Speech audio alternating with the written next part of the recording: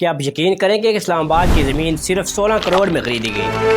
اسلام آباد کی زمین پر کتنے گاؤں موجود تھے اور اس شہر کو آباد کرنے پر کتنا خرچہ آیا؟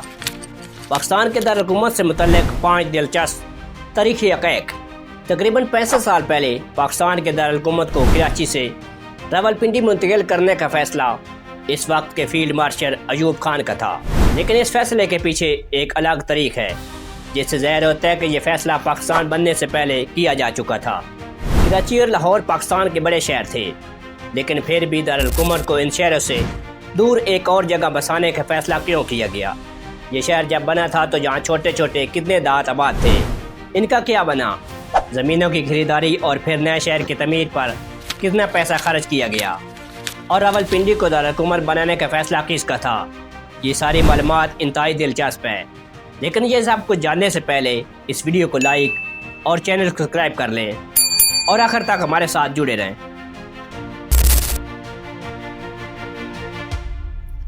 السلام علیکم دوستو، ایک تاریخ پاکستان بننے کی بات کی ہے جس کے مطابق 21 جنوری 1959 کو صدر ایوب خان نے جنرل ضیاء خان کی قیادت میں 10 رکنی کمیشن کا اعلان کیا، جس کے ذمہ نئے دارالحکومت کے قیام کے لیے تجویز کی تیاری تھی۔ کمیشن نے 2 جون 1959 کو اپنی رپورٹ پیش کرتے ہوئے راولپنڈی کو نئے دارالحکومت کے لیے موزوں قرار دیا، جس کی منظوری صدر ایوب خان نے 43 دن بعد 15 جولائی کو دے دی۔ 2 اگست 1960 کو دارالحکومت کراچی سے راولپنڈی منتقل کرنے کا اعلان ہوا۔ 26 نومبر 1966 تک تقریباً 6 سال راولپنڈی عارضی دارالحکومت رہا، لیکن یہ سوال بھی اپنی جگہ اہم ہے کہ یہ فیصلہ کس کا تھا۔ عموماً ایک خیال پیش کیا جاتا ہے کہ صدر ایوب اپنے گاؤں سے قریب تر رہنا چاہتے تھے، لیکن دوسرا نظریہ یہ ہے کہ اس کا فیصلہ پاکستان بننے سے پہلے ہو چکا تھا۔ تحریک پاکستان کے نامور کارکن مولانا اسماعیل ذبیح اپنی کتاب اسلام آباد منزل مراد میں لکھتے ہیں کہ 26 جولائی 1944 کو جب قائد اعظم سری نگر سے راولپنڈی آ رہے تھے تو موجودہ اسلام آباد میں انہوں نے ایک استقبالیہ خطاب میں کہا کہ پاکستان کا نیا بننے والا دارالحکومت اسی سبزہ زار میں ہوگا۔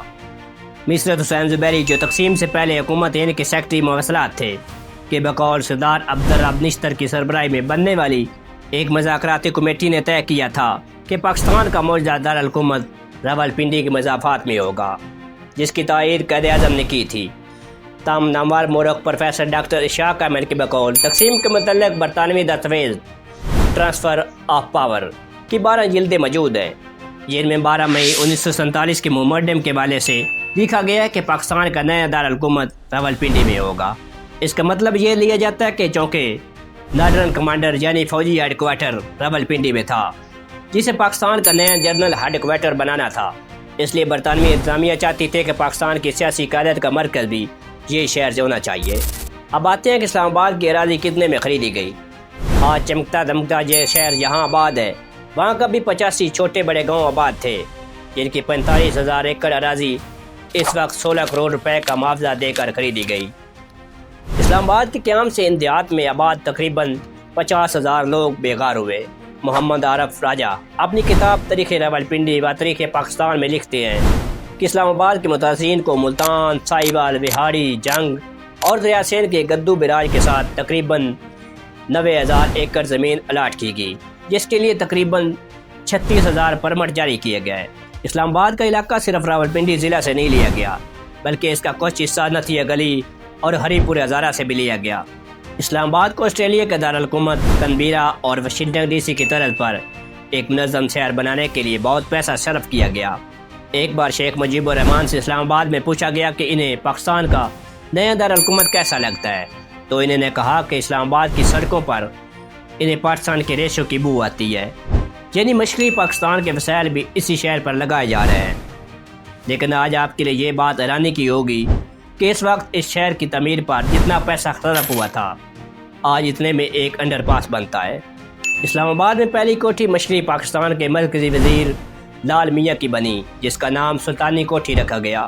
سرکاری عمارات میں پاکستان ہاؤس پہلی عمارت بنی، جسے اب M&A ہاسٹل کہتے ہیں۔ پھر سیکریٹریٹ کی عمارات بنی۔ راجہ عارف مناز کی کتاب کے مطابق ایوان صدر کی تعمیر پر 20 کروڑ 50 لاکھ، قومی اسمبلی کی عمارت کے لیے 17 کروڑ 67 लाख और इस्लामाबाद की सड़कों की तमीर पर 9 करोड़ 61 लाख रुपए खर्च हुए थे। ब्लू एरिया के चैनल चौक में बनने वाला tower अमारत house building finance corporation का था। इस पर 8 करोड़ लागत आई। स्टेट बैंक की बिल्डिंग 3 करोड़ रुपए में तैयार हुई। पहले 20 सालों में इस्लामाबाद की तमीर पर कुल खर्च 2 अरब 76 करोड़ रुपए हुआ। फैसल मस्जिद के लिए शाह फैसल ने कितना पैसा दिया? फैसल मस्जिद जहाँ तमीर की गई वहाँ चंद घरों पर मुश्तमिल पहाड़ के दामन में एक छोटा सा गांव डोक जीमन आबाद था। इस्लामाबाद के मास्टर प्लान में जहाँ एक बड़ी और शानदार मस्जिद बनाने के लिए जगह रखी गई थी, मगर इसके लिए खासी रकम दरकार थी। सऊदी अरब के बादशाह शाह फैसल 21 अप्रैल 1960 को शक्करपड़िया में पौधा लगाने के लिए आए तो इन्हें इस्लामाबाद की तमीर के हवाले से ब्रीफिंग दी गई, जिसमें इन्होंने इस्लामाबाद में मस्जिद की तमीर के लिए तमाम अखराजात बर्दाश्त करने की पेशकश की। 1975 में इस मस्जिद की तमीर का आगाज़ हुआ, जिसमें नेशनल कंस्ट्रक्शन कंपनी ने 26 करोड़ रुपए की सबसे कम बोली दी। फैसल मस्जिद में 1 लाख नमाजियों की गुंजाइश रखी गई है, जो पाकिस्तान की पहचान है। मस्जिद तमीर होने तक अखराजात में इजाफा होता चला गया, जिसके लिए सऊदी हुकूमत ने 40 करोड़ रुपए फराम किए। आज से 65 साल पहले इस्लामाबाद का मौसम कैसा होता था? वफाकी दारुल-हुकूमत को कराची से इस्लामाबाद मुंतकिल करने की जहाँ और बहुत सी वजूहात थी, वहाँ एक वजह ऐसी जगह मुंतखब करनी थी जहाँ का मौसम खुशगवार हो। गर्मियों में जहाँ का दर्जा हरारत 42 सेंटीग्रेड से ऊपर नहीं जाता था, मगर अब बदलती हुई मौसमियाती तब्दीलियों की वजह से इस्लामाबाद का दर्जा हरारत 46 दर्जे की हद अबूर कर चुका है। रावलपिंडी के गज़ते के मुताबिक शहर में हर 4 साल के बाद बारगला की पहाड़ियाँ बर्फ़ से ढक जाती थी, जबकि 1883 में ये बर्फ़ रावलपिंडी तक उतर आई थी। इसीलिए रावलपिंडी में अंग्रेज़ों के दौर की अमारत की छतें बर्फ़ की मुनासबत से ढलवान तरल पर बनाई जाती थी। इसी मुतदिल और सेहत बख्श माहौल की वजह से रावलपिंडी को पाकिस्तान के नए दारुल-हुकूमत के लिए मुंतखब किया गया था, मगर बाद में बलखसूस 2000 के बाद जहाँ पर तेज़ी से जंगल काट कर हाउसिंग सोसाइटियाँ बनाई गईं, जिसका असर माहौल पर भी पड़ा और रफ्ता रफ्ता खुशगवार माहौल इस शहर से रूठ गया। इस्लामाबाद आज पाकिस्तान का दिल है, लेकिन इसके परसा पर्दा छुपी कुर्बानियाँ, बस्तियाँ और कहानियाँ शायद ही किसी को याद हों। ये वो ज़मीन है जिस पर बस्तियाँ उजड़ी, लोग बेघर हुए और अरबों रुपए सरफ हुए, लेकिन आज ये शहर पाकिस्तान की पहचान और दुनिया के खूबसूरत दारुल-हुकूमतों में शुमार होता है। मज़ीद ऐसी दिलचस्प और मालूमाती वीडियो के लिए हमारे चैनल असद ग्राफी को सब्सक्राइब करें, वीडियो को लाइक करें और कमेंट्स बॉक्स में अपनी कीमती राय ज़रूर बताएं। शुक्रिया। पाकिस्तान जिंदाबाद। अल्लाह हाफ़िज़। सब्सक्राइब।